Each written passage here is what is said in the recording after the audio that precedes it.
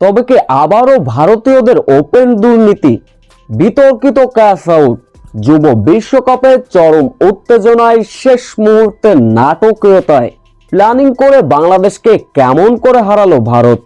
বিস্তারিত জানতে ভিডিওটি না টেনে সম্পূর্ণ দেখার অনুরোধ রইল।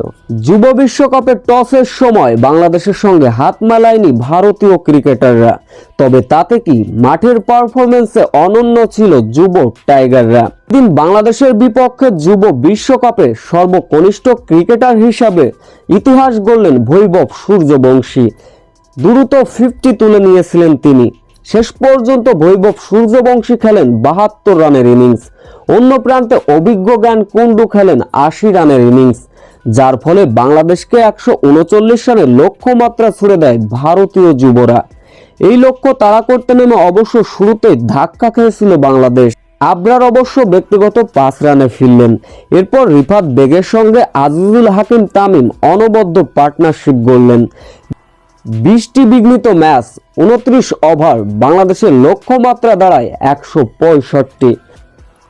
আকিজুল হাকিম তামিম 72 বলে 51 রানের ইনিংস খেলে আউট হয়ে গেলেন। এরপর কামালও ফিরলেন 15 রানে, জীবন ফিরলেন 7 রানে, যার ফলে ম্যাচটি চলে যায় শেষ মুহূর্তের নাটকীয়তায়। 25তম ওভারের দ্বিতীয় বলের ঘটনা, আবারও বিতর্কিত ক্যাচ আউট। ওই বলটি বাসার লং অনে খেলে দিলেন। সেখানে ক্যাচ ধরলেন বৈভব সূর্যবংশী। খালি চোখে যতটুকু দেখে মনে হচ্ছিল ওই ক্যাচটি বাউন্ডারি লাইনে পা উঠে গিয়েছিল বৈভব সূর্যবংশী। তবে এটা কোনো দুর্নীতিই ছিল না। আধুনিক ক্রিকেটে এসে দুর্নীতির কোনো সুযোগই নাই, তাই খালি চোখকে বিশ্বাস করা যাবে না, প্রযুক্তিকে বিশ্বাস করতে হবে। তবুও মাঠে থাকা আম্পায়ারের ডিসিশনে সন্তুষ্ট থাকতে হয় বাংলাদেশের। আউট হয়ে ফিরলেন বাশির। এরপরে মূলত বাংলাদেশের অধঃপতনের গল্প।